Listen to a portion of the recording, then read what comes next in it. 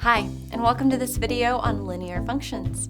In this video, we will focus on linear functions, which are algebraic, and we will discuss the difference between a linear function and a linear equation. Before we jump right into linear functions, it is important to review some basic terminology.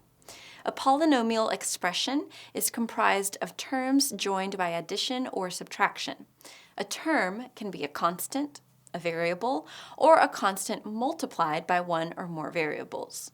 In addition, variables within polynomials are raised to positive exponents.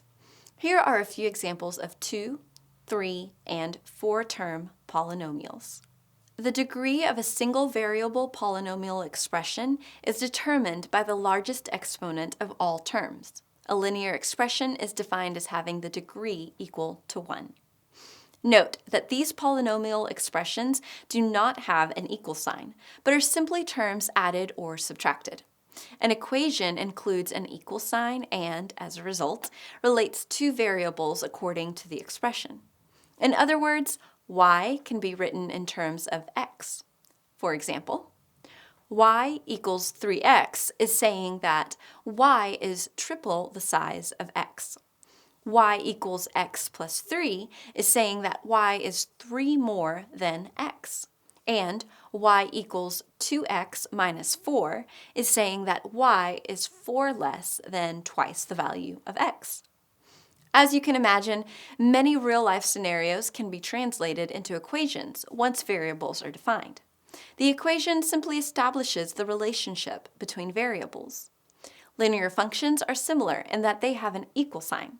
However, function notation has the unique meaning of output. The most common example of function notation is f of x. This means that the function, named f, is expressed in terms of the variable x. The function is then evaluated at the values of x for the desired output. The equations we mentioned before can be expressed as functions in terms of the variable x as follows. The function d of x equals 3x. The function g of x equals x plus 3. And the function h of x equals 2x minus 4. It is very important that the variable is consistent within the function notation and the expression. When it's time to evaluate the function, the variable will be replaced with a particular value. While there are no rules with regard to the naming of functions, it is sometimes useful to name the function according to what it represents.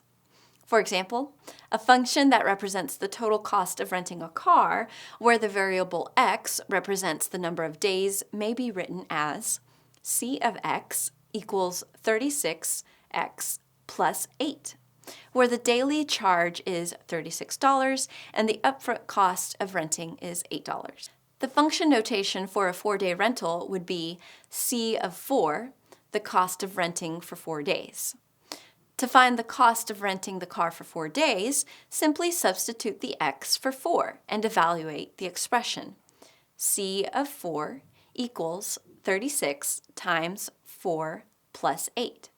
Therefore, c of 4 equals 152. When evaluating functions, it is important to interpret the appropriate context. The cost of renting the car for 4 days is $152.